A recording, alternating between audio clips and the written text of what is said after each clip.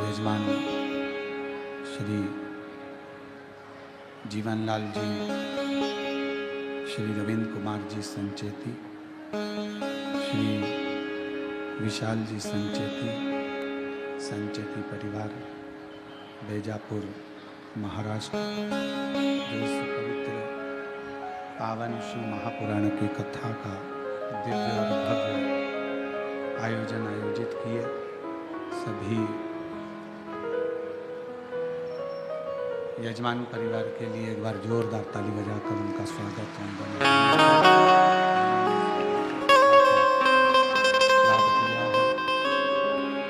और इस पवित्र कथा को श्रवण करने का सौभाग्य बेजापुर की पवित्र भूमि पर प्राप्त हुआ है। कथा मंडप में विराजमान सभी संत साधु गुरुजन तपस्वी जन साधक सभी के पवित्र चरणों को नमन करते हुए भगवान शिव की यह पवित्र कथा बेजापुर महाराष्ट्र की यह पवित्र धरा पर आयोजित की गई और तेरी कृपा एक लेते सांस तेरी कृपा से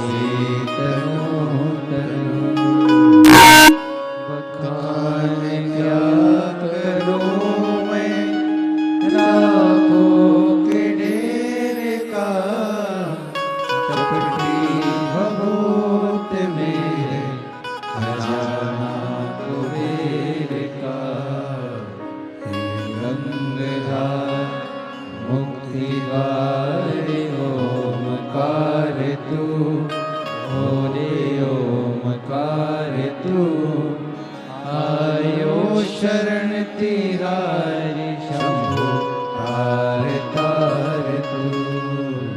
भगवान शिव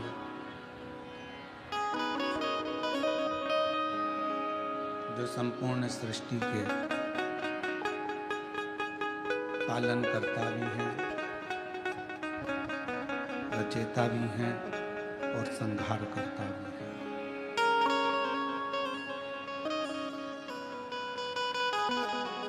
बस एक विश्वास के साथ, एक भरोसे के साथ, एक दृढ़ता के साथ शिव को भजने का प्रयास करिए। शंकर भगवान को अपने भीतर उतारने का प्रयास करिए।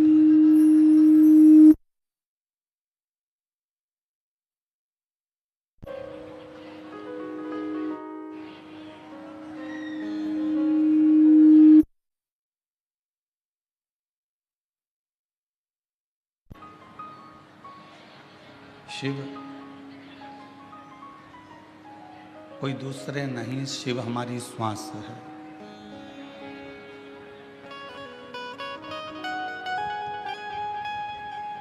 हमारे भीतर का एक विश्वास, हमारे भीतर का एक भरोसा शिव।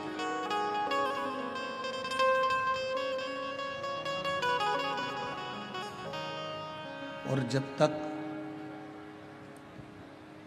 हमारा विश्वास पूर्ण नहीं हो जाता, तब तक भगवान शंकर का दर्शन या भगवान शिव का गुणगान हमारे भीतर प्रवेश नहीं कर पाता है। एक विश्वास को पाने, विश्वास को प्राप्त करने के लिए, विश्वास को पाने के लिए कहीं जाने की जरूरत नहीं पड़ती। अगर हमें विश्वास को प्राप्त करना है, भरोसे को प्राप्त करना है, तो अपने भीतर एक निर्मल ज्योति भगवान के नाम की, मंत्र की, उनके स्मरण की जगाना होती है। अब उस ज्योत को जगाने के लिए आप कोई आडंबर में ना फंसें। शिव नाम की ज्योत जगाने के लिए किसी आडंबर की या दिखावे की या कहीं जाने की या किसी को कुछ कहने की जरूरत नहीं है। शिव नाम की ज्योत जगाने के लिए अपने भीतर केवल भगवान के मंत्र का, भगवान के नाम का उच्चारण करते जाए। और आप जितना जितना उच्चारण करेंगे, जितना जितना नाम पुकारेंगे, उतना उतना विश्वास बढ़ता चलेगा। पार्वती जी को शिव कैसे मिले?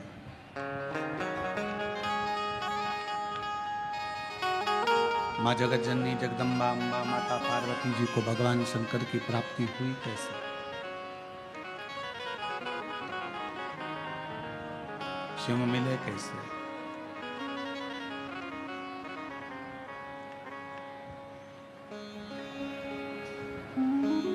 माँ जगत जननी अम्बा जगदम्बा जगतधात्री दुर्गा भवानी ने अपने भीतर विश्वास को प्रकट किया।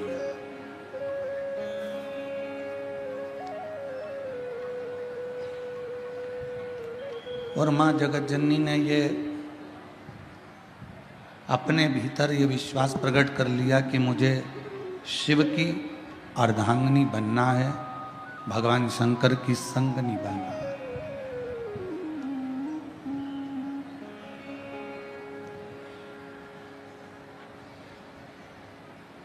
मुझे भगवान शंकर की अर्धांगिनी बनना है, मुझे भगवान शंकर की संगनी बनना है। अब संगनी बनने के लिए या अर्धांगिनी बनने के लिए जिसकी अर्धांगिनी बनने के लिए पार्वती जी जा रही हैं, जिसके साथ में विवाह करने के लिए पार्वती जी आतुर हैं, पहले उनके विषय में थोड़ा सा जानना पड़ेगा पार्वती।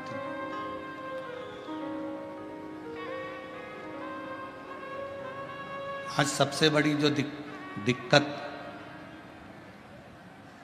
विवाह शादी में जो परेशानियां आ रही है, वो विवाह शादी की परेशानी सबसे बड़ी यही है।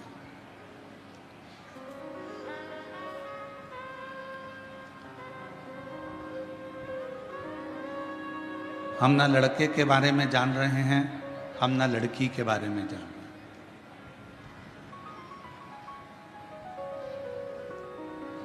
जब विवाह हो जाता है, विवाह होने के बाद फिर पता चलता है कि लड़का कैसा है या लड़की कैसी।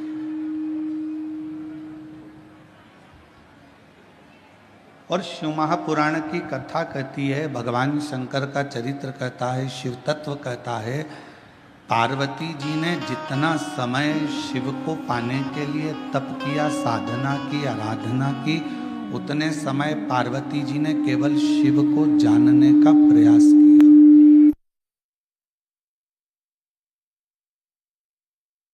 उतना समय केवल पार्वती जी ने भगवान शंकर को जानने का प्रयास किया,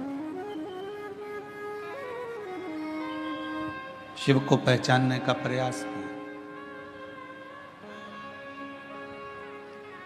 क्योंकि विवाह होने के बाद में अगर आप लड़के के बारे में कहीं से खबर उठा रहे हो कि वो लड़का ऐसा है या लड़का वैसा है या लड़का ऐसा या लड़की ऐसी या लड़का वैसा, तो वो श्रेष्ठता नहीं, फिर उसकी कोई महत्वता या उसकी कोई मूलता नहीं है।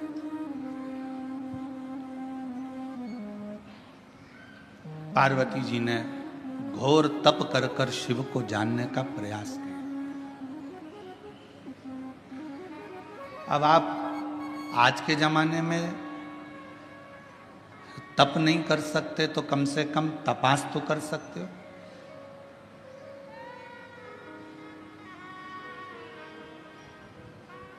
थोड़ा उसके बारे में जान तो सकते हो। विवाह,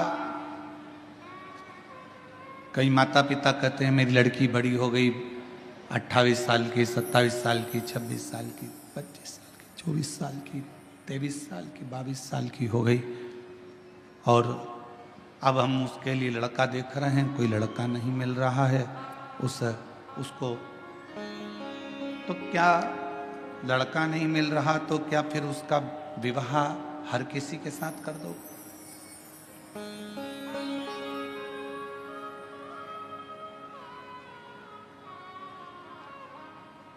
यही लड़के के साथ में भी है।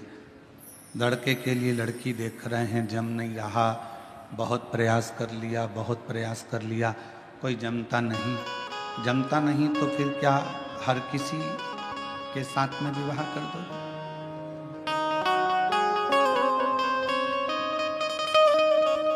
थोड़ा समझो,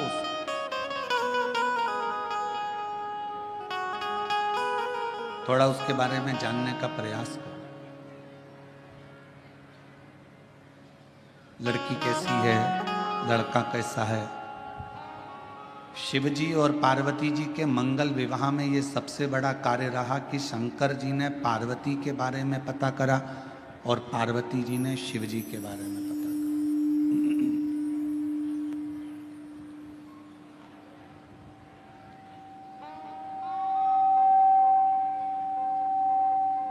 सप्त ऋषियों को भेजा गया, देवताओं को भेजा गया, अप्सराओं को भेजा गया, गंधर्वों को भेजा गया,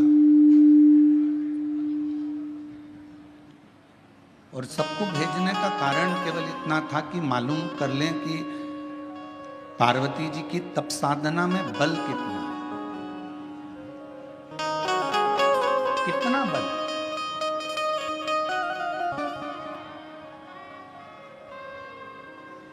कई लोग कहते हैं गुरुजी हमने एक बार पशुपति व्रत कर लिया, हमने 2 बार पशुपति व्रत कर लिया, हमने 3 बार पशुपति व्रत कर लिया। कई बार कहते हैं कि हमने सोमवार का व्रत करा, हमने ये करा, हमने प्रदोष करा, हमने शिवरात्रि करा, हमने प्रदोष करा, हमने ये व्रत करा। इसके बाद भी भगवान हमारी सुन क्यों नहीं रहा?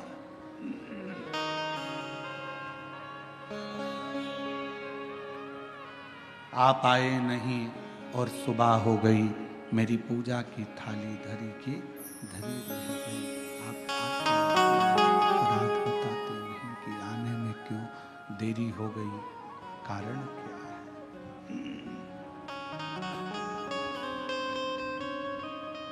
क्या गलती हुई है?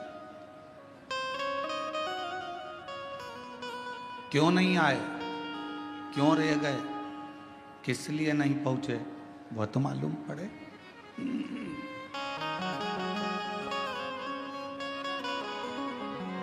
उसका तो स्मरण रहे कम से कम। पशुपति व्रत करने के बाद भी आपका अगर कार्य नहीं हुआ, प्रदोष करने के बाद भी कार्य नहीं हुआ, रोज 1 लोटा जल शिव जी को समर्पित कर रहे हो तो कार्य नहीं हुआ, तो ये थोड़ा समझना पड़ेगा, थोड़ा जानना पड़ेगा कारण क्या।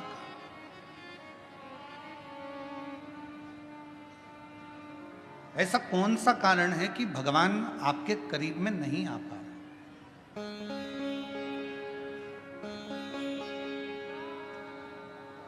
मतलब हमारी परीक्षा हमारा शिव अपने करीब में लाने के लिए बहुत ले रहा, बहुत, और होगा।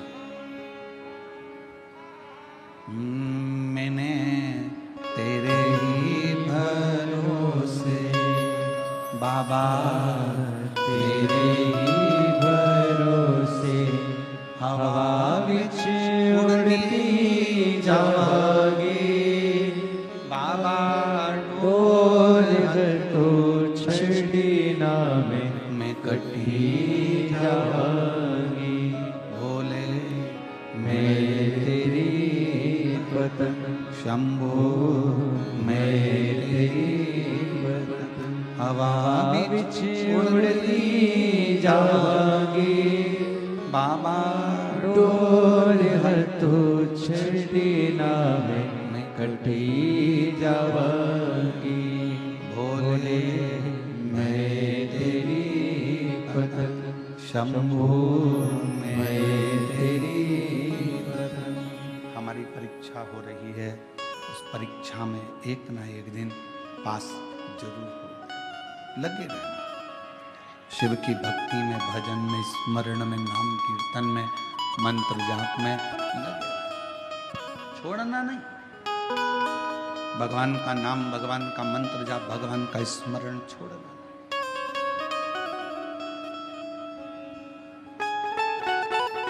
थोड़ी सी पहचान अगर ड्राइवर से है आपकी,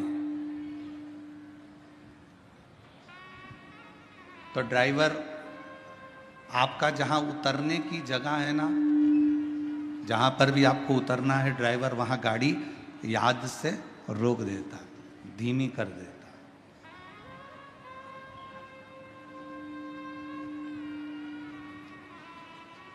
यदि थोड़ी सी भी पहचान आपकी ड्राइवर से है, तो ड्राइवर गाड़ी को थोड़ा धीमा कर देगा। थोड़ी सी पहचान यदि आपकी बैंक में है, तो वहां आपको लाइन में खड़े होने की जरूरत नहीं है। पहुंचते से ही स्लिप दीजिए, बैंक का मैनेजर, बैंक में कार्य करने वाला व्यक्ति आपका कार्य तुरंत कर दे।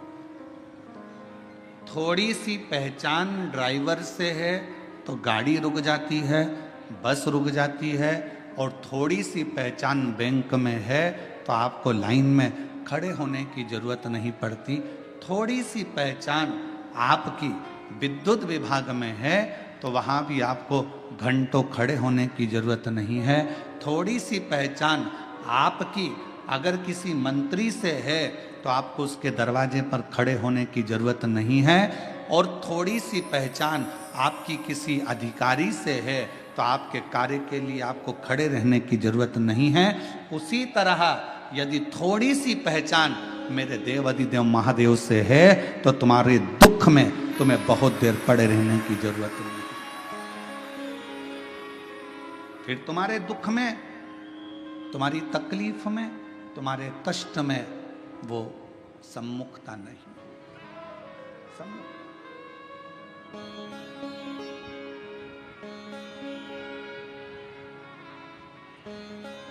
बनाओ, ड्राइवर से पहचान बनाई तो ड्राइवर ने बस को रोक दिया। कई बार हमने तो ये भी देखा है कि अगर रेल के ड्राइवर से भी पहचान अच्छी हो जाती है तो वो ट्रेन भी धीमी कर देता। 1-2 मिनट के लिए, 2-4 सेकंड के लिए ट्रेन तुम्हारे लिए ज्यादा रोक देता है। अरे अपनी पहचान वाली चढ़ रही है, बेचारी धीमी धीमी चढ़ती है। छत्रपति संभाजी नगर में ट्रेन अगर आएगी तो मैं तुम्हारे लिए थोड़ा धीमा कर दूंगा, 1-2 सेकंड आप थोड़ा उतर लेना, चढ़ लेना, ऐसा कर।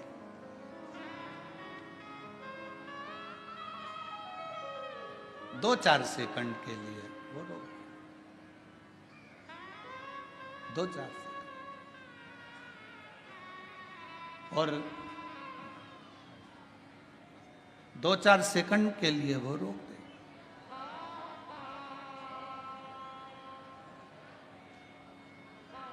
अब जरा विचार करिएगा कि थोड़ी सी पहचान ड्राइवर से हो गई तो थोड़ा ट्रेन भी रुकी, गाड़ी भी रुकी, बस भी रुकी। अब थोड़ी सी पहचान यदि आपकी मेरे, और देखो पहचान वाला विषय है,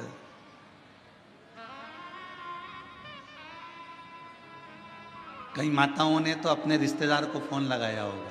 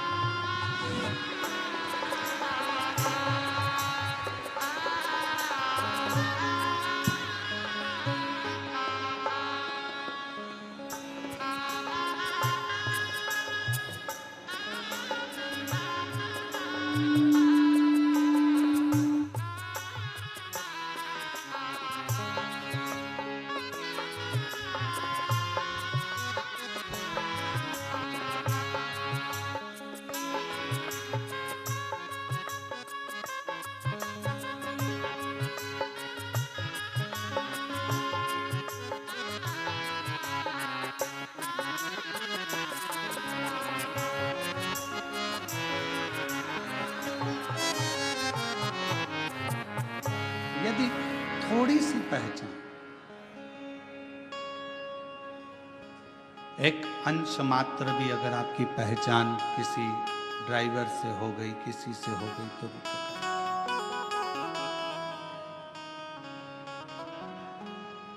अब किसी की पहचान जो बाहर रह रहे थे, उनको मालूम पड़ा कि बेजापुर में कथा हो रही है, तो बेजापुर वालों को फोन लगाया। आप में से कई लोगों ने लगाया होगा, रिश्तेदारों को। क्यों? वो विशाल संचेती जी से पहचान है क्या तुम्हारी?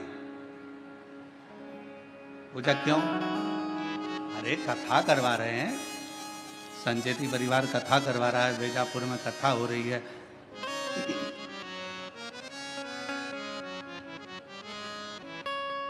है थोड़ी बहुत पहचान? और विशाल जी से नहीं हो तो जीवनलाल जी से है क्या भैया पहचान? जरा पता करो। उनसे ना हो तो उनके यहां पर श्री रविंद्र कुमार जी से पहचान हो, वहां पता करो। उनके परिवार में कोई पहचान हो तो वहां मालूम करो।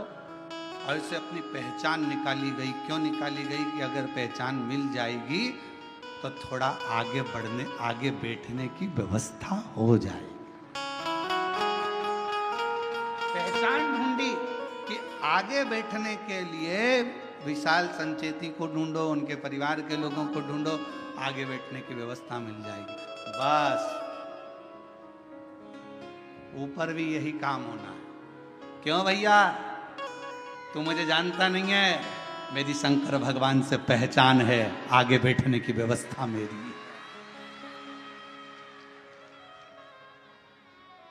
नर्क नहीं,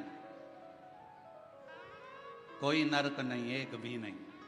मेरी पहचान मेरे शिव से है, मेरी पहचान मेरे शंकर से है,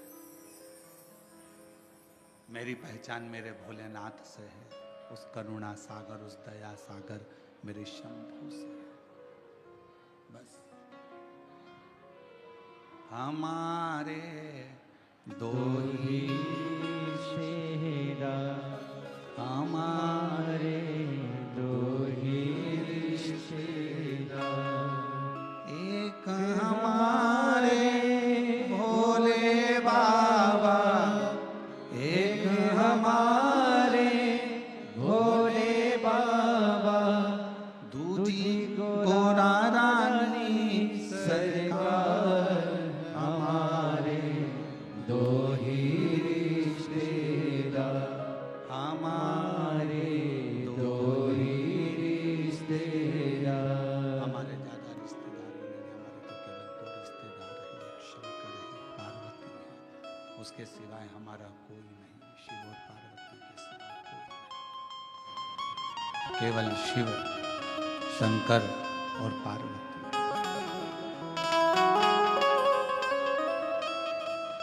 अब कहीं भटकना नहीं है।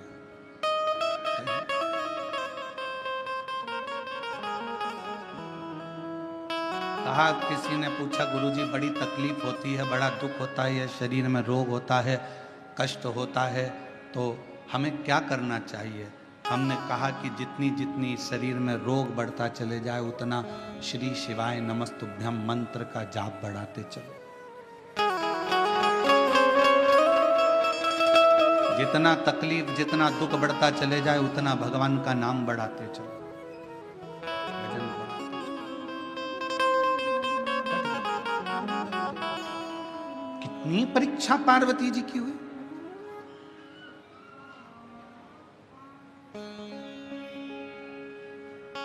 और संसार में अगर जन्म लिया है, मृत्यु लोक में आए हो, ये जगत में अगर जन्मे हो, संसार सागर में अगर आपका हमारा जन्म हुआ है, तो हर पल परीक्षा देना ही पड़ेगा। पहले आप कुछ नहीं करते हो तो दुनिया तुमको निठल्ला कहेगी। आपने अगर कोई काम करना चालू करा तो दुनिया के लोग आप पर हंसेंगे। इसके बस का है? इसके पिताजी ने करा कभी जो ये करेगा?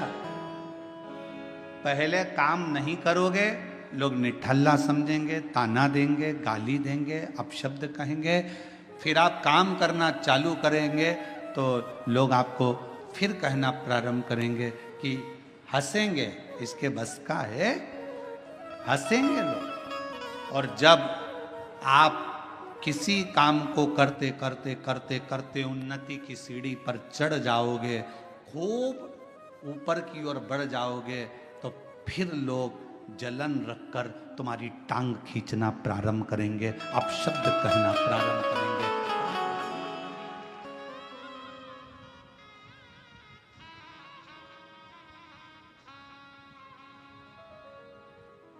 पहले कुछ नहीं करते थे ना, तो लोग तुमको ऐसे समझते थे, निठल्ला है, फालतू है, बैठा रहता है, हराम की रोटी तोड़ता है। काम करना चालू करा तो लोग कहेंगे बताओ ये करेगा, इतनी सारी दुकानें डली है, उनकी नहीं चल रही तो इसकी क्या खाक चलेगी? इतने सारे लोग कंपटीशन एग्जाम में बैठे हैं, इसकी क्या नौकरी खाक लगेगी? सरकारी नौकरी लगना कोई सरल बात है क्या? फिर लोग ताना कसेंगे। आपने मेहनत कर कर, रात दिन एक कर कर, परिश्रम कर कर, फिर आपने कंपटीशन एग्जाम देकर जब आप उस एग्जाम में निकल गए और आपकी या सरकारी नौकरी लग गई, तो फिर लोग ताना कसेंगे, कुछ ले दे के कर ली होगी, कुछ ऐसा कर लिया होगा, कहीं से दे दिया होगा, पहचान निकाल ली होगी। फिर लोग ताना कसना प्रारंभ कर देते हैं, तुम्हारे को पांव पकड़कर नीचे खींचना प्रारंभ कर देते। घबराना नहीं, हिम्मत मत हारना।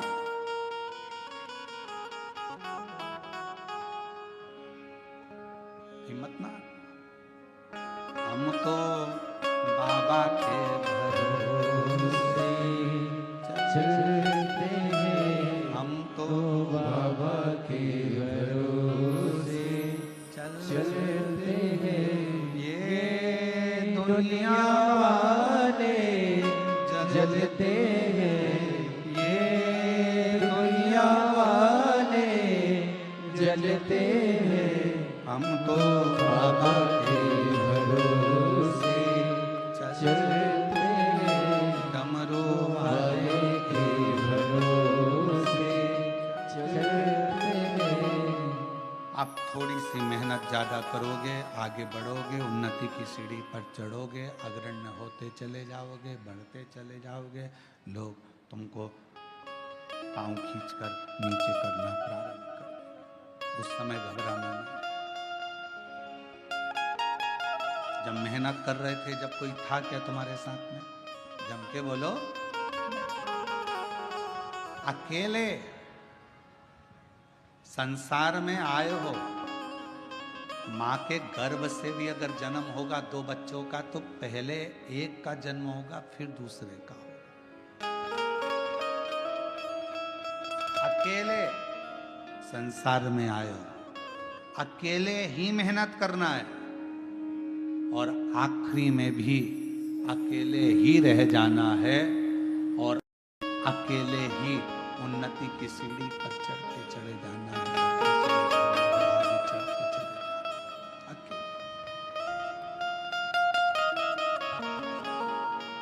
और कोई आएगा नहीं आएगा, कोई तुम्हारा साथ देगा नहीं देगा, कोई तुम्हारे साथ खड़ा होगा नहीं खड़ा होगा, पर तुम्हारे साथ एक तुमने जो भला करा है, किसी भूखे को भोजन कराया, प्यासे को पानी पिलाया, किसी के लिए तुमने अच्छा किया, वो तुम्हारा किया गया श्रेष्ठ कर्म तुम्हारे सामने आकर खड़ा हो।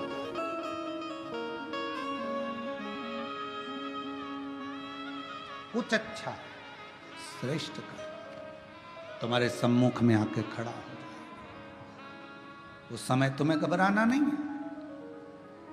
एक शिव महापुराण की, बेलपत्र शिव पुराण की एक बड़ी सुंदर कथा आती है। कुर्म पुराण की यह कथा है।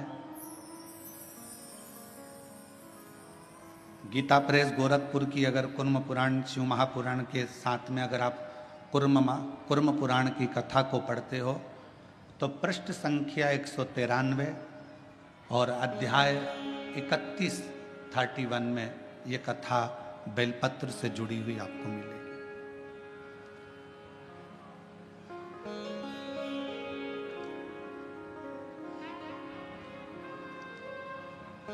एक कथा आती है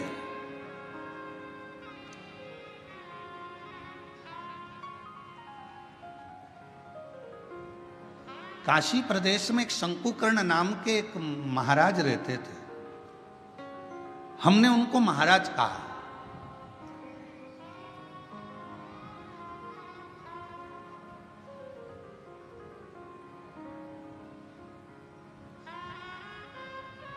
जिनके हृदय में भगवान शिव विराजमान हो और जो शिव के चरणों का दास बनकर बैठा हो, शंकर के चरणों का आनंद पा रहा हो, वो महाराज ही हो सकता। एक महात्मा, एक महाराज, एक बाबा, शंकुकर्ण नाम उनका था, काशी में रहते थे। शिव जी की भक्ति करना, भजन करना, मंत्र जाप करना, नाम स्मरण करना, पूजन करना, अर्चना करना, बस उसी में लगे रहते हैं।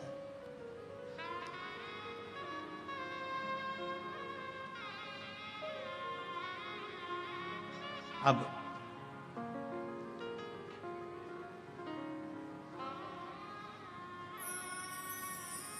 ये कथा कूर्म पुराण की भी है, ये कथा स्कंद पुराण के काशी खंड की भी है, और ये कथा शिव महापुराण की भी है, और ये कथा लिंग पुराण की भी है।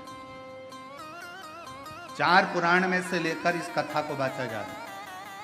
अगर कूर्म पुराण में पढ़ोगे तो गीता प्रेस गोरखपुर की 193 नंबर पेज पर इसको पढ़ सकते हो। स्कंद पुराण को पढ़ोगे तो काशी खंड में पढ़ सकते हो। लिंग पुराण को पढ़ेंगे तो भगवान शिव के लिंगों का वर्णन में इसको पढ़ सकते हो।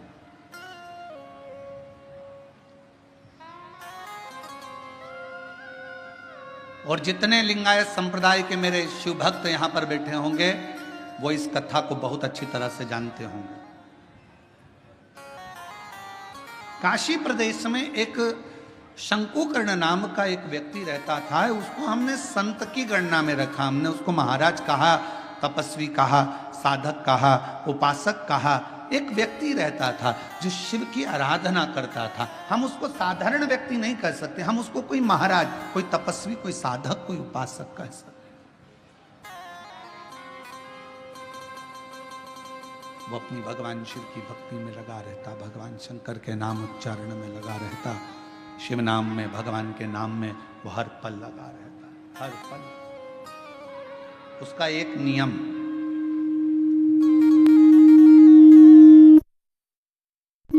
बड़ा प्रबल था। उसका एक नियम बड़ा प्रबल था। प्रतिदिन गंगा मां का स्नान करता, काशी विश्वनाथ जी के मंदिर में जाकर बुआरी लगाता, झाड़ू लगाता, सफाई करता, जितनी बेलपत्र पड़ी हुई मिलती उनको मस्तक पर चढ़ा लेता और उनको गंगा में विसर्जन कर।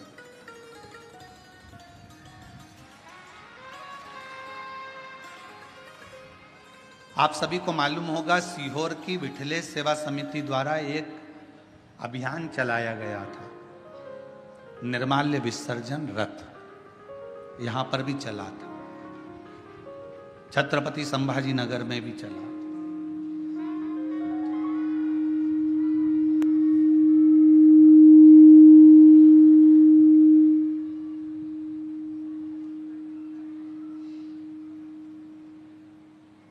निर्माल्य विसर्जन रथ एक चलाया गया। सब क्षेत्रों में इसको प्रसारित किया गया कि सब लोग रथ चलाओ, निर्माल्य विसर्जन का रथ चलाओ, निर्माल्य विसर्जन चलाओ। सब क्षेत्रों में सभी लोगों ने मिलकर निर्माल्य विसर्जन के रथ को चलाया।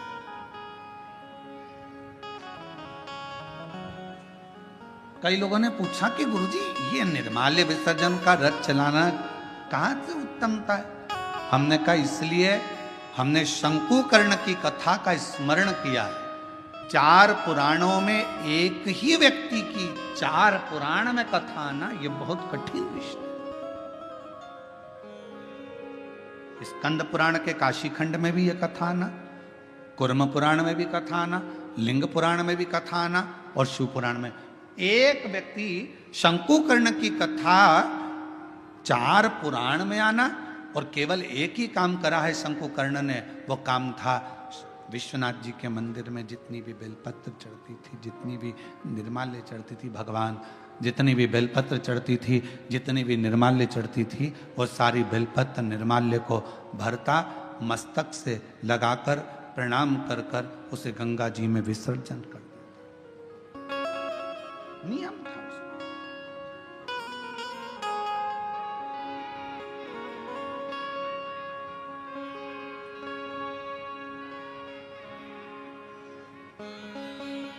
आपसे भी निवेदन है, सुबह सुबह शिव जी के मंदिर जाते हो आप लोग, एक लोटा जल चढ़ाने के लिए जाते हो, शंकर जी के मंदिर में जो निर्माल्य पड़ा रहता है, इधर उधर अगर कोई फूल पत्ती बेलपत्र सामग्री पड़ी रहती है, उसको उठाकर एक और जब रखो तो उसको प्रणाम करा करो। क्यों? किस लिए? शंकुकर्ण की कथा कहती है, निर्माल्य को उठाकर जो मस्तक से लगाकर प्रणाम कर कर विसर्जन में रखता है,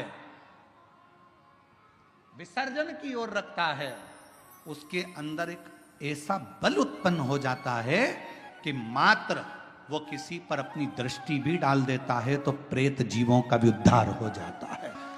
वो निर्माल्य में, विसर्जन करी हुई निर्माल्य में इतना बल उत्पन्न होता है हमारा।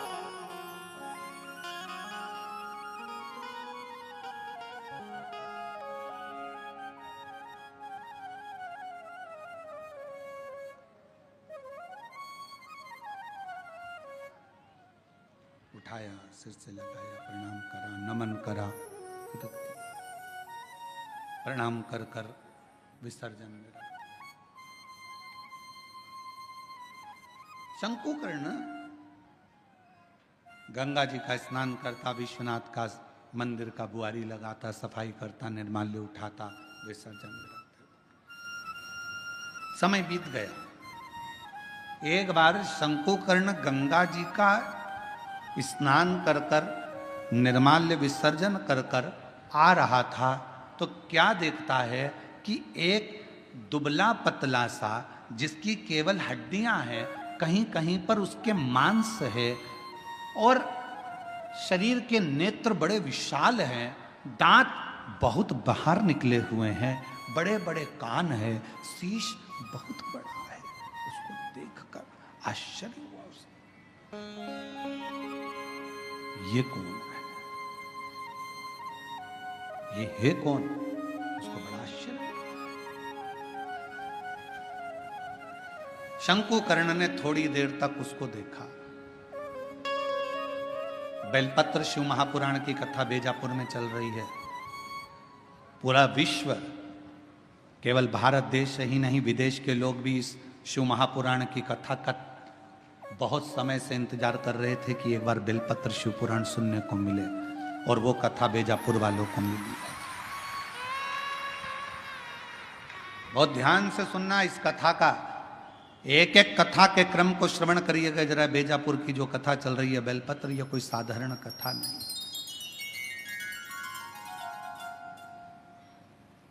इसको धारण करिए। बड़े बड़े कान हैं, बड़ा शीश है, बड़ी आंखें हैं, चेहरे पर तो मांस था, छाती पर से मांस हट गया, कंकाल दिख रहा था, चमड़ी नहीं थी, केवल हड्डी थी। पेट आया, पेट पर मांस दिखा, जंघा आई तो कंकाल हो गया, घुटने पर कंकाल था, फिर मांस आया, फिर कंकाल था। समझ नहीं आया ये कौन है। देखते देखते शंकुकर्ण वहां से निकल गया। थोड़ी दूर चलने पर शंकुकर्ण ने क्या देखा कि पीछे पीछे एक, जिस व्यक्ति को मैंने देखा था, जिस पिशाच को मैंने देखा था, जिस भूत को मैंने देखा था, जिस पिशाच को मैंने देखा था, वो पिशाच पीछे पीछे चल रहा, वो भूत पीछे पीछे।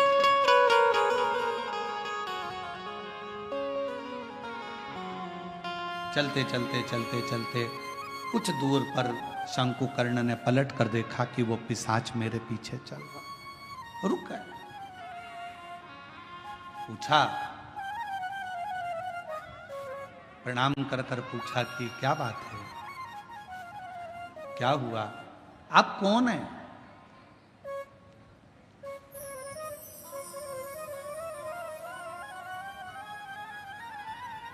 कहाँ के रहने वाले हो, कहाँ से आए हो, मैं आपको पहचानता नहीं हूं, आप कौन है। आधा शरीर आपका मांस है, आधे शरीर में कंकाल है, आधे शरीर में मांस है। उसने कहा कि मैं पिशाच हूं और मैं एक ब्राह्मण था।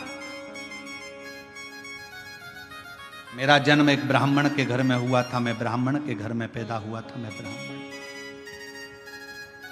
पर ब्राह्मण होने के बाद मैं अपना कर्म तो करता, पर कर्म करने के साथ में मैं अपने इष्ट पर, भगवान पर, ईश्वर पर भरोसा नहीं करता, केवल अपने परिवार का भरण पोषण करता, केवल।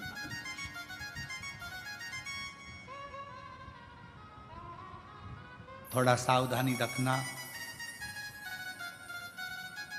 कथा में कई लोग इस कथा को श्रवण कर रहे होंगे तो थोड़ा स्मरण करिएगा इस कथा। मैं ब्राह्मण कुल में जन्मा हूं, ब्राह्मण कुल में मेरा जन्म हुआ, पर मैं अपने कर्म पर ध्यान ना देते हुए परिवार के भरण पोषण के लिए कमाता तो था, परिवार के लिए लाता भी था, पर मैं भगवान पर भरोसा नहीं करता था, विश्वास नहीं था, मैं करता कर्म वही।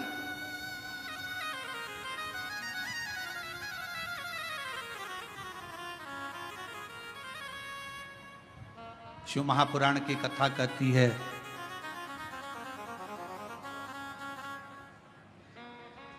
वो कौन सा ब्राह्मण होता है जिस ब्राह्मण के जीवन में कभी दुख नहीं आता। कौन सा ब्राह्मण? तो कहा ब्राह्मण वो श्रेष्ठ है जो भगवान की पूजन करने के लिए यजमान के घर पर तो गया है, पूजन भी कर रहा है, यजमान के दरवाजे पर जाकर, यजमान के घर पर जाकर या मंदिर, देवालय, शिवालय में भगवान की आराधना कर रहा है, और साथ में गणेश की वंदना करी, गणेश का स्मरण करा, माँ गौरा की पूजन करी, पंच लोकपाल की पूजन करी, षोडश मातृका की पूजन करी, नवग्रह देवता की पूजन करी, भद्रमंडल की पूजन करी, पितृमंडल की पूजन करी, सारे देवताओं की पूजन कर रहा है। जजमान जितनी श्रद्धा, जजमान जितनी भक्ति उन मंडलों के प्रति रखता है, उससे 4 गुना ज्यादा विश्वास, भक्ति ब्राह्मण के अंदर उन देवताओं के प्रति होना चाहिए। तो वो देवता कभी कहीं धोखा नहीं खाता, वो ब्राह्मण बढ़ता चले जाता। अपने विश्वास, अपने भरोसे।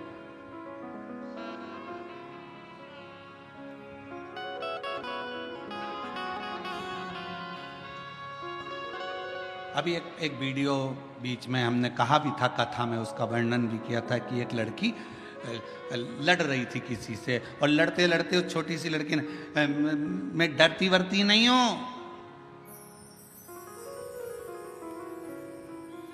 मेरा भरोसा है मेरे महाकाल पर, मेरा भरोसा है मेरे महादेव पर। वो बच्ची कहती है, उसको देखकर ना जाने कितनी बच्चियों को विश्वास प्राप्त हो गया होगा कि उस लड़की ने ये शब्द, बच्ची ने इस शब्द कहा।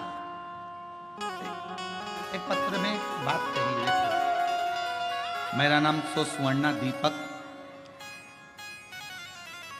सरसोरे, मुकाम पोस्ट सायखेड़ा, तहसील निफाड, जिला नासिक से आए हूं। मेरा मोबाइल नंबर ये है। मेरा बेटा 7 साल से पुलिस की नौकरी की तैयारी कर रहा था। कहीं बैठी हो तो बेलपत्र लेने के लिए आ सकते।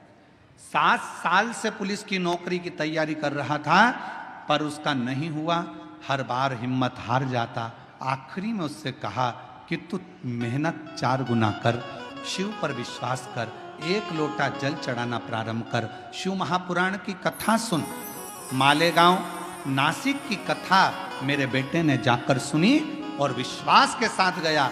उसके मन में यह भरोसा आ गया कि मैंने पंडाल में बैठकर कथा सुनी है और मेहनत 4 गुना करूंगा तो मेरा बाबा मेरी नौकरी लगाएगा। और बाबा की कृपा से मेरे बेटे का 2024 में आषाढ़ के महीने में शिवरात्रि पार्थिव का पूजन भी किया, और शिव जी की कृपा से आज मेरे बेटे की पुलिस में नौकरी लग गई, जिसका मैं फोटो भी लगा रहा हूं, जिसका मैं फोटो भी लगा रहा हूं। क्या था सामने? एक विश्वास। क्या था सामने? एक भरोसा, एक दृढ़ता। मेरी जीजियों, मेरे जीजाओं, मेरी बेटियों, बेटाओं, मेरी माताओं, मेरे भाई, मेरे पिता तुल्य बुजुर्गजन, आप सबसे एक निवेदन जरूर करूंगा कि शिव महापुराण की कथा में दुनिया के लोग चाहे तुमसे कितनी बार भी कह दें कि कथा में चलो, कथा में चलो, मत आना। कब तक? जब तक तुम्हारा दिल ना बोले। दिल बोले तो एक दिन भी मत रुकना, कथा में चलो। शायद दुनिया का एक महाराज होगा ये सियोर वाला जो तुमको कथा में आने के लिए मना करता। मत आना कथा में। कब तक? जब तक तुम्हारा दिल ना बोले। जिस दिन तुम्हारा दिल बोल जाए और तुम्हारे अंदर ये विश्वास आ जाए, मैं पंडाल में बैठकर कथा सुनूंगी और 3 महीने में मेरा ये काम होगा, तब आ जाना बाबा कर। बस हो तो आप मानो तो मैं गंगा मां हूं, ना मानो तो बहता। आपका विश्वास ही नहीं है। पड़ोसन ने कहा चल रही क्या और तुम चल कर आ गए और मन में भरोसा ही नहीं है। ऐसा होता है क्या? ऐसा होता है क्या? ऐसा होता है क्या? ऐसा हो सकता है क्या? कैंसर जैसा रोग समाप्त हो सकता है क्या? ये पत्र हम तो पढ़ते ही नहीं ज्यादा, हमारे पास में इतना टाइम ही नहीं है। परसों एक पत्र आया, परसों इन पत्रों में, ये पत्र हम लेकर भी नहीं जाते सी, और इन पत्रों में नीचे कम से कम 10 से 12 पत्र ऐसे होंगे जिसमें दुनिया के लोगों का कैंसर ठीक हुआ है। ऐसा हो सकता है क्या? विश्वास है तो परमात्मा है, और विश्वास नहीं तो परमात्मा भी नहीं है। विश्वास है तो परमात्मा। भरोसा। कहां जा रही हो? कथा में। क्या मिलेगा वहां? कुछ मिले चाहे ना मिले, इतना विश्वास जरूर है। 3 घंटे की कथा में अगर मैंने 15 मिनट की भी कथा को अपनी जिंदगी में उतार लिया, 10 मिनट की कथा को भी अपने जीवन में उतार लिया, तो ये मेरा विश्वास कहता है, ये मेरा भरोसा कहता है कि मेरा शिव मेरे दुख को, मेरी तकलीफ को, मेरे कष्ट को काटेगा जरूर। ये मेरा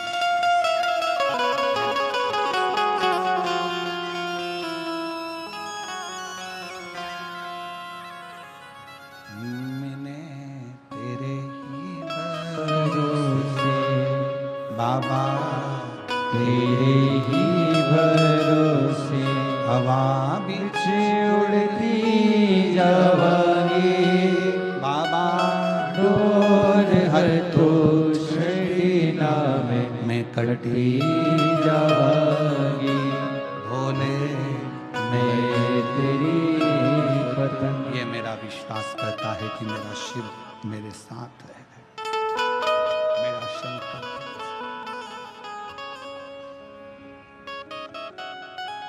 शंकुकर्ण की कथा कर। तुम कौन हो? मैं एक ब्राह्मण, पूर्व में ब्राह्मण थे तो फिर ये पिशाच योनि में क्या कर रहे? ये भूत की योनि, ये पिशाच की योनि क्यों? किस लिए? कहा अपने परिवार का भरण पोषण करता था, पर अपने इष्ट पर भरोसा नहीं करता था, विश्वास नहीं था। भगवान भरोसा।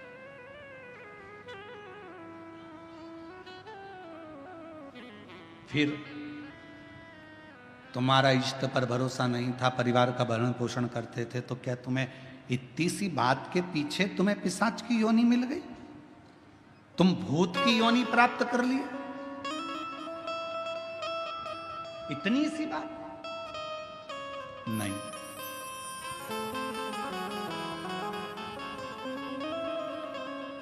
एक बार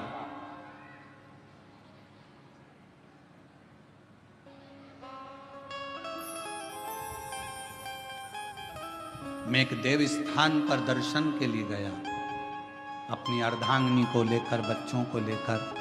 अर्धांगिनी और बच्चों ने जिद करी तो मैं उनको लेकर एक देव स्थान पहुंचा। और उस देव स्थान पर पहुंचने के बाद वहां पर मुझे प्रसाद दिया गया। उसी प्रसाद में रखकर एक बेलपत्र मुझे दी गई।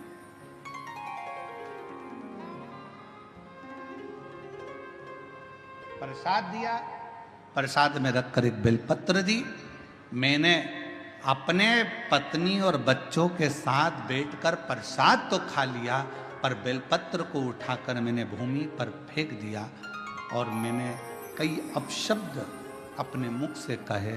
आखिरी में वो बेलपत्र मैंने अपने पाँव से रोंद दी, उसको पाँव से खूब दबा दिया, मसल दिया।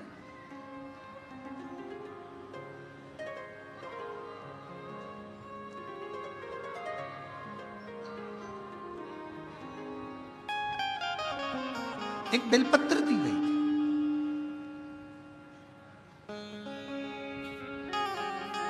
शिव महापुराण की कथा में प्रसाद वितरण नहीं होता। शिव महापुराण की कथा में आपको कोई गिफ्ट, कोई सामान यहां से नहीं दिया जाता। शिव महापुराण की कथा में अगर दी जाती है तो केवल एक बेलपत्र दी जाती है। क्यों?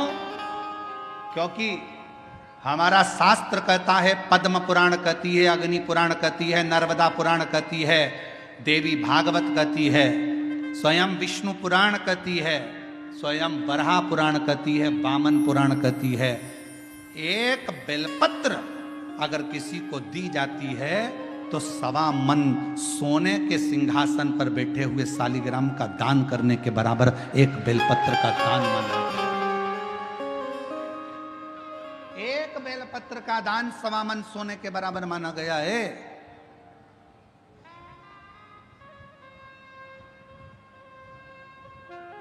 मेरा अंदाजा नहीं रहा। बेलपत्र को मैंने पटक दिया, प्रसाद को हम लोगों ने पा लिया, प्रसाद पाया।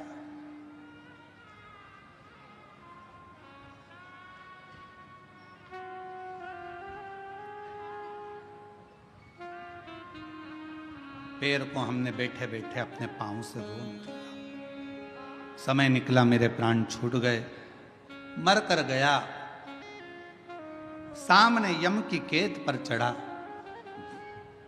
जिस समय मेरे प्राण छूटे, यम के दूत मुझे दिख रहे हैं और यमराज के दूत मुझे पकड़कर लेकर जाना चाहते थे। उन्होंने मेरे ऊपर रस्सा डाला, पकड़ने के लिए खींचना चाहा, पर उनके हाथों से रस्सा छूट गया। मैं समझ नहीं पाया ये कैसा नजारा है कि यम के दूतों से मैं पकड़ा नहीं पा रहा हूं, यम के दूत मुझे नहीं पकड़ पा रहे, यमदूत मुझे नहीं पकड़ पा रहे। ये कैसा नजारा। मैं जान मेरी बेजापुर की जीजियों जी जाऊं, वो ब्राह्मण कहता है मुझे समझ में नहीं आया, मेरे प्राणों को ऐसे ही जाना पड़ा, बिना बंधन के मैं जा रहा था, मेरे प्राण छूट चुके थे, मुझे लेकर यम की कैद में पहुंचे। तब यमराज तुरंत उसी समय पर यमराज ने चित्रगुप्त महाराज को बुलाया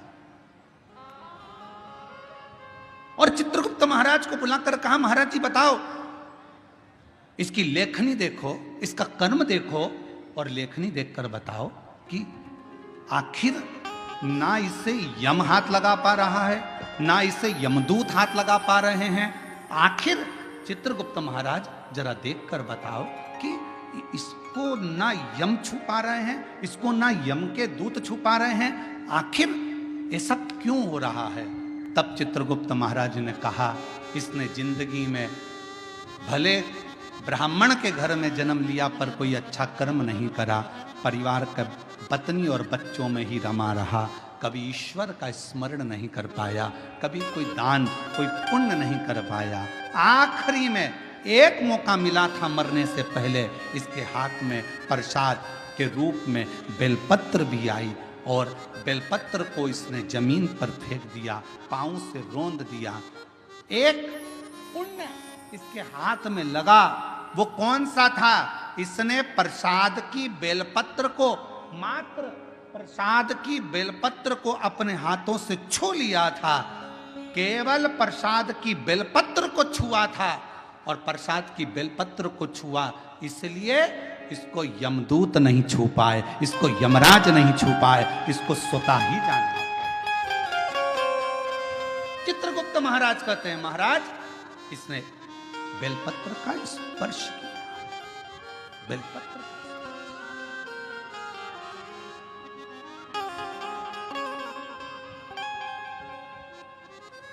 कहा, चित्रगुप्त महाराज इसके पापों की गणना करी जाए, पापों की गणना करी, पुण्य की गणना तो केवल बेलपत्र का स्पर्श। घोर पाप कौन सा करा? तो का एक पाप घोर करा कि बेलपत्री को जमीन पर पटक कर उसे पांव से रोंदता था। बेलपत्री का कुछ हिस्सा तो अच्छा दिखा, कुछ हिस्सा बेकार हो गया। तो यमदूत ने कहा, यमराज ने कहा, धर्मराज कहते हैं काम करो, इसको भी नरक मत भेजो, ना बैकुंठ भेजो, इसको पिशाच की योनि देकर पृथ्वी पर भेज दिया जाए। पिशाच बने, भूत बने और पिशाच बनकर भटकता रहे। वो पिशाच कहता है कि मैं पूर्व का ब्राह्मण था, पिशाच की योनि में पड़ गया हूं, तुम मेरे पीछे क्यों आ रहे हो? बस मेरे ऊपर कोई ऐसी कृपा कर दो, ऐसी कृपा कर दो कि मेरी मुक्ति हो जाए। एक बेलपत्र का, शिव महापुराण की कथा कहती है, भगवान शंकर की कथा कहती है, हजारों अश्वमेध यज्ञ का फल यदि प्राप्त करना है तो जिंदगी में एक बार एक बेलपत्र का पौधा जरूर कहीं पर लगाओ, 1000 अश्वमेध यज्ञ का फल मिलेगा। सर्वतोमुखी यज्ञ का फल प्राप्त करना है तो कहीं पर बेलपत्र का वृक्ष लगा हो तो वहां रोज 1 लोटा जल चढ़ाना प्रारंभ करो, सर्वतोमुखी यज्ञ का फल प्राप्त हो। और यदि सर्वतोमुखी यज्ञ का फल प्राप्त, 1 लोटा जल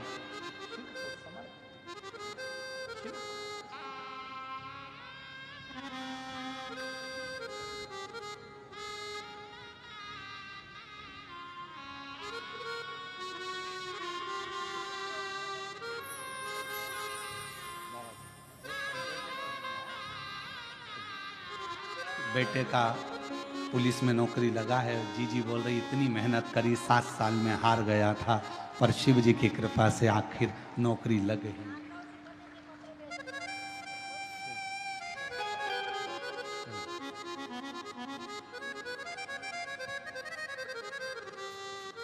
अश्वमेध यज्ञ का फल चाहिए, 1000 अश्वमेध यज्ञ का फल प्राप्त होता है एक बेलपत्र का वृक्ष लगाने पर।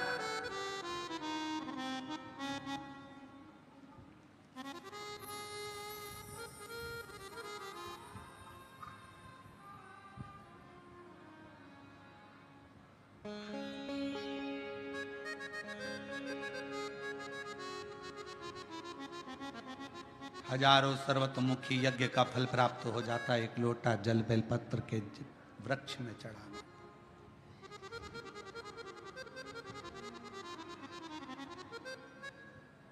और शिव पुराण की कथा कहती है, हजारों विष्णु यज्ञ, सोम यज्ञ, हजारों रुद्र यज्ञ, हजारों देवी यज्ञ, हजारों सिद्धि यज्ञ, सारे यज्ञों का अगर पुण्य फल प्राप्त करना है तो 3 वृक्ष ऐसे हैं जिन वृक्ष की त्रिवेणी में अगर एक बार भी अगर मौका लग जाए इन 3 वृक्षों का स्मरण करने में पहले नंबर का बेलपत्र का वृक्ष, दूसरे नंबर का पीपल का वृक्ष, तीसरे नंबर पर है महाराज भगवान देव अधिदेव महादेव की कृपा से शमी का वृक्ष। अगर कहीं योग से बन जाए, आप रास्ते से निकल कर आ रहे हो, कहीं पीपल का पेड़ मिल गया, जल चढ़ाया, बेलपत्र मिल गया, शमी पेड़ मिल गया, जल समर्पित कर दिया। जल समर्पित करते करते आप अगर कहीं 3 वृक्षों पर आ रहे हो तो हजारों हजारों सिद्ध यज्ञ के फल प्राप्त हो।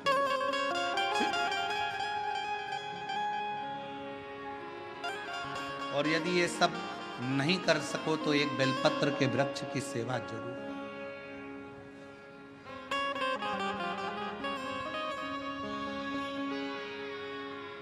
एक संकल्प लो, आप और हम सब मिलकर उसको पूरा करें। सावन के महीने में एक बेलपत्री का वृक्ष जरूर लगाएंगे। ये नियम आप और हम लेकर लगाओगे? जम के तो बोलो, पक्का? बकरी खाए वैसा तो नहीं है? नहीं ना? संभालोगे उसको, प्रयास करोगे ना? ऐसी जगह लगाना जहां तुम उसको देखते रहो, संभालते रहो, उसको बढ़ाते रहो। हमसे ये मत पूछना कि पेड़ कहाँ लगाएं, मंदिर में लगाएं, रोड पर लगाएं, किनारे पर लगाएं, शमशान में लगाएं कि कहाँ लगाएं। जहां तुम्हारा दिल कर जाए वहां पेड़ लगाना, पर तुम्हारी निगाह में रखना उसको कि वो बड़ा हो जाए, छाया दे, दुनिया का भरण पोषण करे, दुनिया के ऊपर कृपा की छाया लगाओ।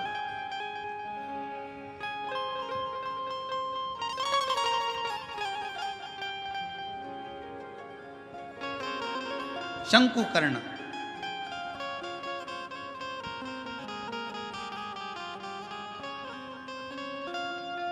निर्माल्य विसर्जन करते थे प्रणाम कर कर। उन पे शिव की कृपा थी, इसलिए उन्होंने पिशाच को देख लिया। नहीं तो कोई पिशाच देख पा रहा है? भूत को कौन देखे, पिशाच को कौन देखे? कहा निर्माल्य विसर्जन करने वाले के अंदर एक अलग से बल उत्पन्न हो जाता है, जो जिस पर दृष्टि दे दे तो उसका कल्याण कर देता है। विसर्जन करने वाले पर इतना बल उत्पन्न हो जाता है कि किसी पर दृष्टि दे उसका उद्धार कर। शिव गुरु से क्या कहते हैं? जब हम शंकर की आराधना करने वाले, शिव की उपासना करने वाले किसी गुरु के पास जाते हैं तो गुरु जी के पास जाकर हम ये नहीं कहते कि हमारे सिर पर हाथ रख दो। शिव की आराधना करने वाले, शंकर की उपासना करने वाले गुरु से हम ये नहीं कहते कि मेरा कल्याण कर दो। शंकर की आराधना करने वाले शिव गुरु से हम एक बात कहते हैं, गुरु जी बस एक काम करो, हमको एक बार देख तो लो, क्योंकि गुरु की दृष्टि ही मिल गई तो उससे हमारा कल्याण निश्चित है। देखो तो वो एक गीत गाया बहुत पहले का, आप लोगों के याद होगा, आ बैठ मेरे पास तुझे देखता रहूं,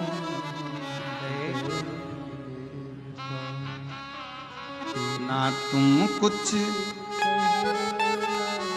मैं कुछ कहूं, बैठ मेरे पास तुझे देखता रहूं।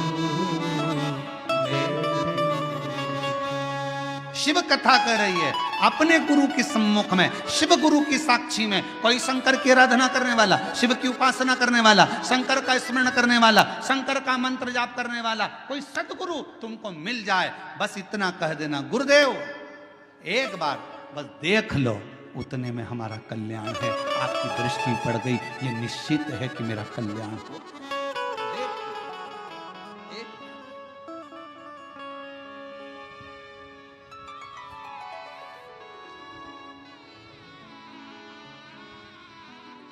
बस आ बैठ मेरे पास तुझे देखता रहूं, बैठ मेरे पास, तू कुछ कहे या मैं कुछ कहूँ, तू कुछ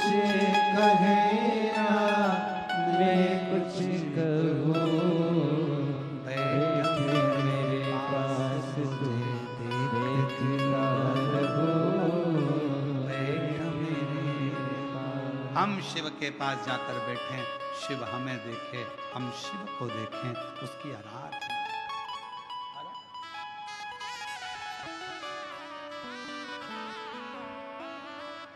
शिव की भक्ति। यहाँ बैठे हैं हमारे संचेती परिवार की बहुएं भी बैठी हैं, बेटियां बैठी हैं, संचेती परिवार बैठा हुआ है, साथ में हम छत्रपति संभाजी नगर कथा करे जयसवाल जी भी यहाँ पर बैठे हुए हैं। आप इनसे और भी जहाँ जहाँ हमने कथा करी है वो सब अगर कहीं बैठे होंगे तो उनसे पूछना। हम 4 दिन तक किसी से नहीं मिलते। हमारा भजन भला, भक्ति करो, भजन करो, अपने ठाकुर जी की सेवा, शिव जी का अभिषेक, आराधना, हमारा जो मंत्र जाप है, हम 4 दिन उसमें इतने लगे रहते हैं, इतने लगे रहते हैं कि हम किसी से नहीं मिलते। आप पूछना संचेती परिवार से, क्या इनसे मिलने हम नीचे कभी आए हों? इनके कक्ष से भी हम नीचे उतर कर नहीं आते। हम जहाँ अपना भजन, अपना मंत्र जाप, अपना स्मरण, बस। और जहाँ हमने छत्रपति संभाजी नगर में विधायक महोदय कथा करवाए थे, उनके भी पुत्र बैठे हुए हैं, ऋषिकेश जायसवाल। आप इनसे भी पूछना। हम इन्हीं के घर में रुके थे, पर हम कमरे से बाहर नहीं निकलते थे। हमारा भजन निकलते वही बात है ना, आ बैठ मेरे पास तुझे देखता रहूं, बैठ मेरे अपना भजन का बल बढ़ाओ, अपने भजन का आनंद बढ़ाओ। निर्माल्य विसर्जन करने वाले शंकु कर्ण को एक दृष्टि भगवान ने दे दी थी, एक बल दे दिया था कि तुम ये सामने कोई भी आए, सम्मुख में कोई भी आए, उसको तुम देख सकते हो और उसका उद्धार कर सकते हो। ये शंकु कर्ण के अंदर एक अलग से बल शिव की कृपा से प्राप्त हो गया था। शिव की कृपा से, शंकर भगवान की कृपा से। पिशाच को देख लिया, पूछा, कहा मैं ब्राह्मण था, मैंने गलती कर दी। बेलपत्र को मैंने जमीन पर फेंककर उसको पांव से रोंदा, इसलिए मुझे पिशाच की योनि मिली। इस योनि से मैं छूटूं कैसे?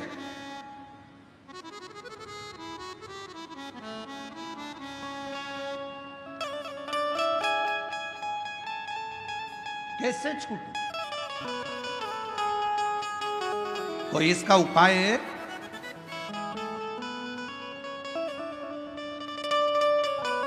दुनिया के लोग कहते हैं सियोर वाला महाराज उपाय बहुत बताता।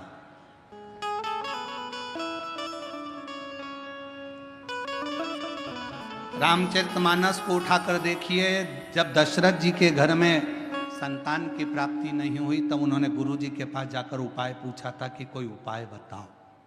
हमारे यहाँ की पूरी पुराणों में यही लिखा है कि उपाय तो हमारी एक एक पुराण में लिखा है। भगवान कृष्ण के घर में जब संतान नहीं हुई, 16,108 रानियां हो गईं, संतान का सुख नहीं हुआ, तब भगवान स्वयं गुरु बाबा के कहने पर, गर्गाचार्य बाबा के कहने पर उनसे निवेदन करा, मेरे घर में औलाद नहीं, संतान नहीं, कोई उपाय बताओ। कहा, एक एक रानी के साथ में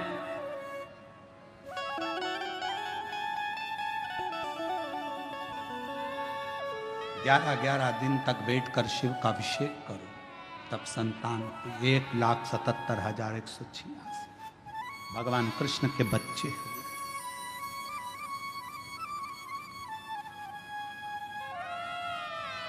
लोग कहते हैं सियोर वाले महाराज जी उपाय बताते रहते हैं। उपाय क्यों ना बताएं? हमारी पूरी पुराण उपाय में, पूरी शास्त्र हमारे उपायों में।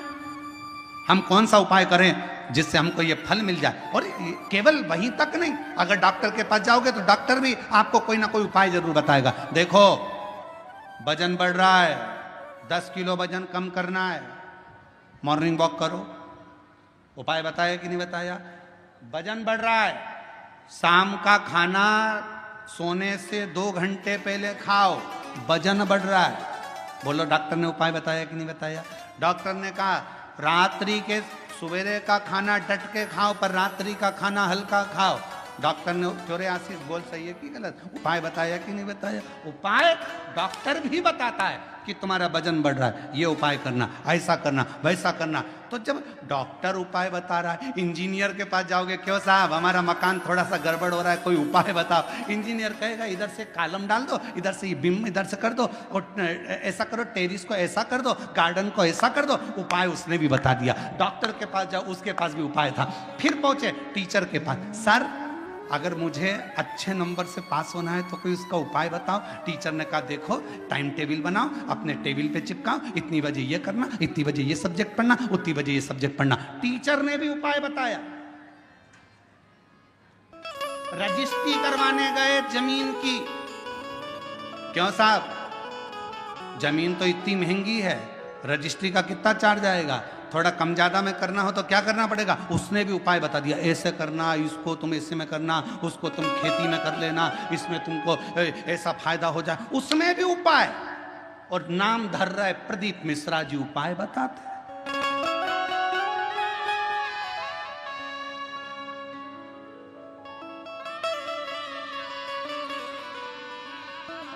सब दूर उपाय।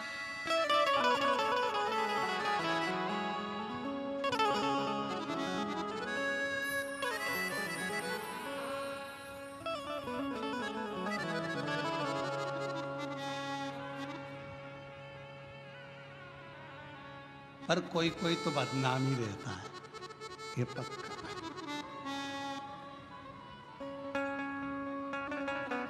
वो एक गीत याद आ गया, वही है नाम वाला जो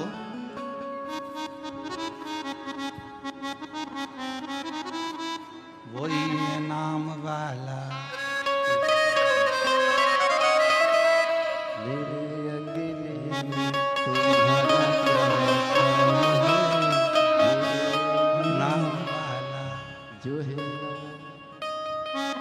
नाम है, वही नाम वाला। अब स्मरण ठीक है, शिव भक्ति है, भगवान का भजन है। दृष्टि दी है शंकुकर्ण को, शंकुकर्ण ने पिशाच को पहचान लिया तो कहा अब मैं क्या बताऊं तुमको कि तुम्हारा मुक्ति का उपाय कौन सा है, क्या उपाय बताऊं? और शिव पुराण कहती है, कुर्म पुराण कहती है, स्कंद पुराण का काशी खंड कहता है, स्वयं लिंग पुराण कहती है, उपाय बताया गया। शंकुकर्ण ने कहा मैं तुमको एक उपाय बताता हूं, सुनो। इस काशी की भूमि पर शंकर भगवान का एक गण रोज आता है। शिव जी का एक गण है जिसका नाम है कपर्दी। शिव का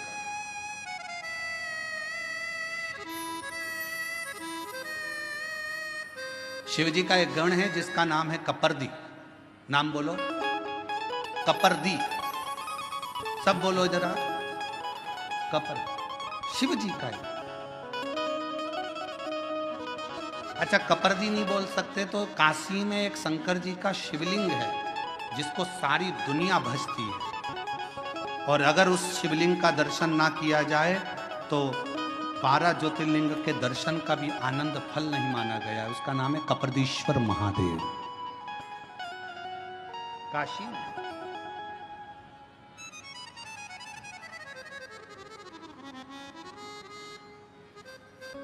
पिशाच मोचन कुंड के पास में कपर्दीश्वर महादेव विराजे। कौन कौन ने दर्शन किए हैं? कभी आप लोग काशी गए होंगे, करें आप लोगों ने दर्शन? प्रणाम, आपको बहुत बहुत नमन है। अगर आप लोगों ने कपर्दीश्वर महादेव पिशाच कुंड के, पिशाच मोचन जो कुंड है काशी में, बस उसी के तट पर विराजमान है मेरे कपर्दीश्वर महादेव।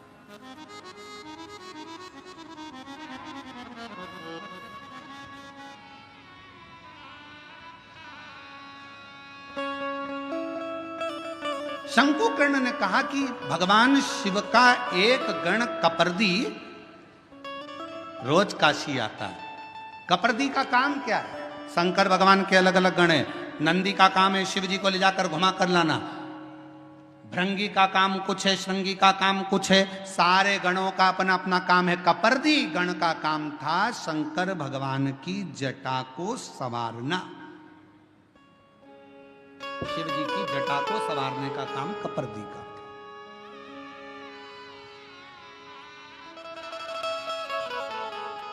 बोल कपर्दीश्वर महादेव की।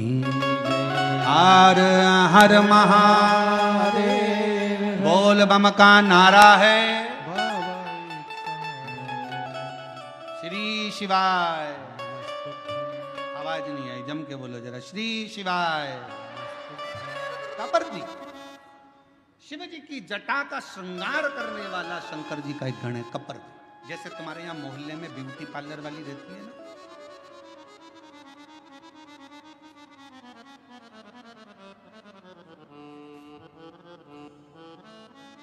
हम संचेती जी क्या रुके हुए ना, तो उनके बंगले से इधर बाहर निकलो, बाहर निकल कर थोड़ा सा और आगे आओ, और राइट में चलते चलते 3 पार्लर पड़ते हैं।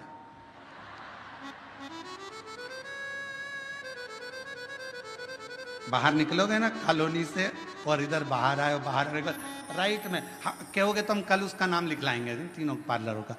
पहले एक पार्लर पड़ता है, फिर दूसरा पार्लर पड़ता है, फिर तीसरा, फिर उधर से ऐसे मुड़ते हैं लेफ्ट की ओर चौराहे से, फिर इधर मुड़ते हैं, तो यहाँ से लेके वहाँ तक जेंट्स के भी 2-3 पार्लर है, उस साइड में 3-4 पार्लर और है, कोई ऊपर भी पार्लर है, कोई नीचे भी है, ऐसे बहुत सारे पार्लर हैं।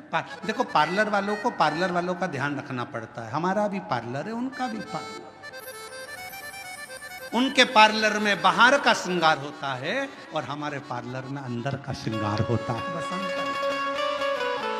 उस पार्लर में जो तैयार होते हैं उसको देखकर पति रीझ जाता है, और इस पार्लर में जो तैयार होते हैं उसको देखकर महादेव रीझ जाता है। अंतर के इसलिए पार्लर वालों से थोड़ी पहचान बढ़ाना पड़ती है। तो हमारे तो हमने देखा कि 2-3 पार्लर बने हुए हैं, बड़े बड़े।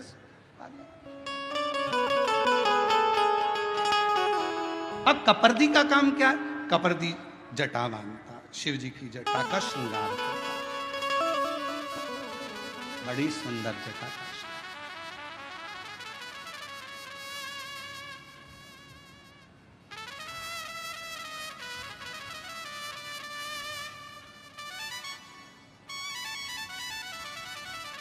कपर्दी का काम जटा बांधने का, बड़ी सुंदर जटा।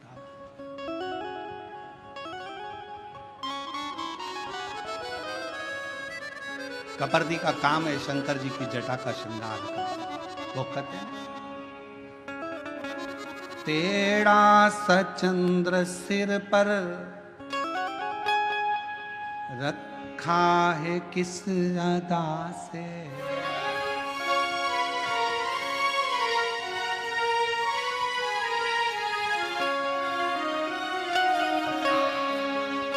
तेरा सा चंद्र सिर पर रखा है किस अदा से, करुणा बरस रही है करुणा भरी निगाह से, बिन मोल बिक गई।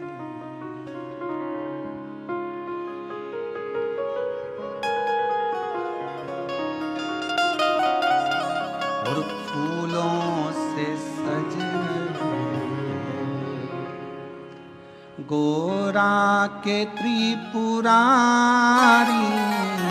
फूलों में सज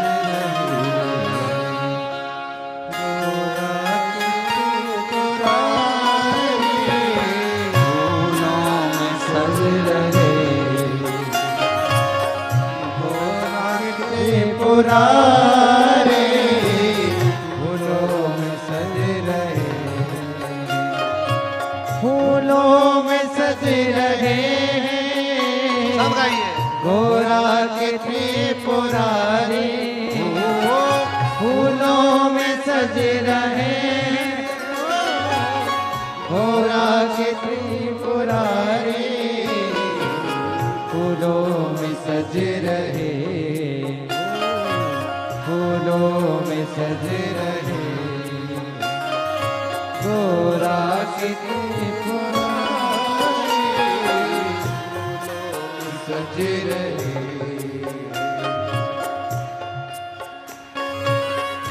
ताली से वाले को।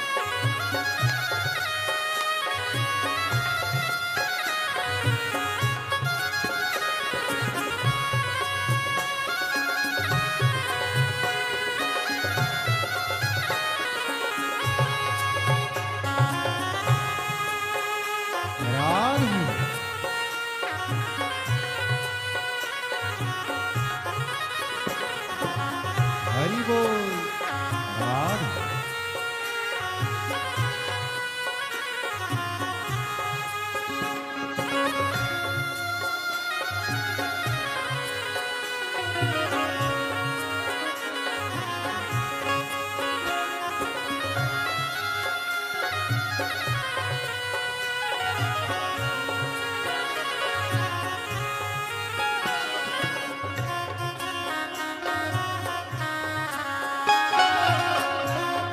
बड़े भाव से।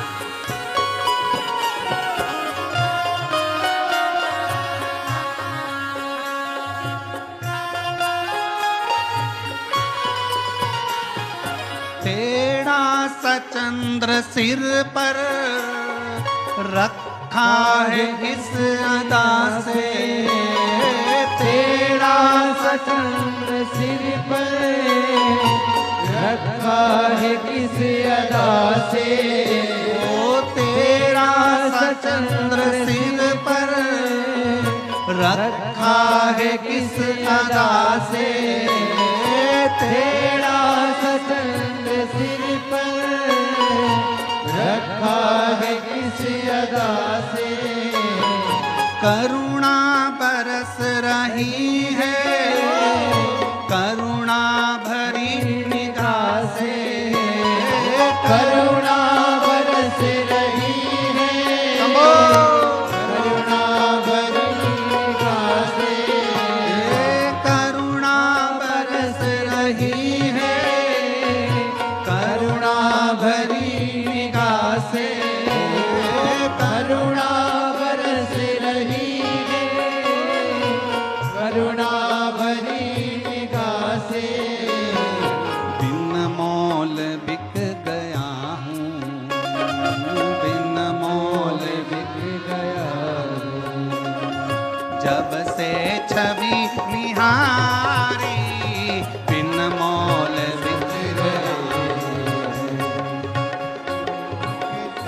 पुरारी फूलों से सज रहे गौरा के त्रिपुरारी, फूलों में सज रहे हैं गौरा के त्रिपुरारी। फूलों में सज रहे हैं गौरा के त्रिपुरारी।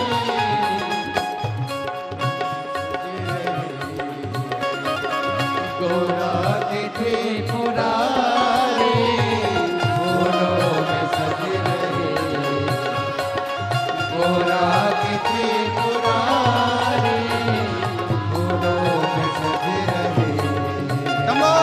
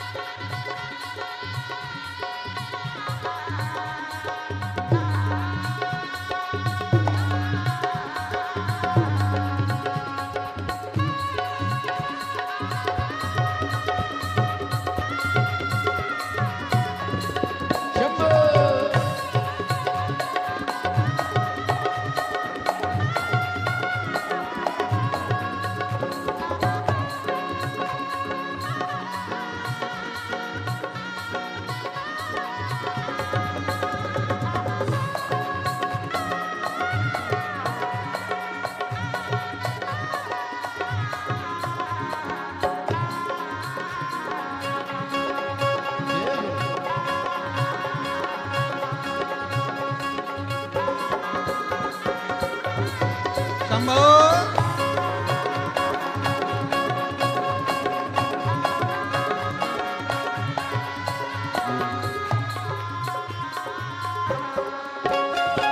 श्रृंगार तेरा प्यारे शोभा कहूँ क्या उसकी श्रृंगार तेरा प्यारे, शोभा कहूँ क्या उसकी, श्रृंगार तेरा प्यारे, शोभा कहूँ क्या उसकी, श्रृंगार तेरा प्यारे, शोभा कहूँ क्या उसकी। नीलम से सोहे भोले, स्वर्णिम सी सोहे गोरा, नीलम से सोहे भोले, स्वर्णिम सी सोहे गोरा, नीलम से सोहे भोले, स्वर्णिम सी सोहे गोरा, नीलम से सोहे भोले, स्वर्णिम सी सोहे गोरा।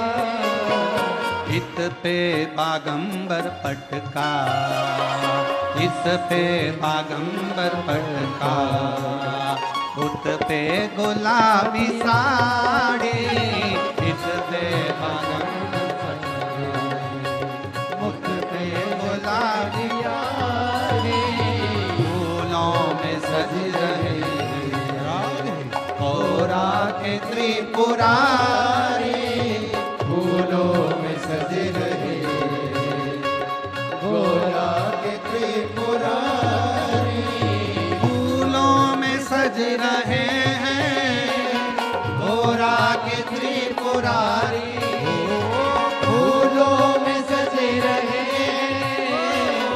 गोरा के त्रिपुरारी, फूलों में सज रहे गोरा के त्रिपुरारी।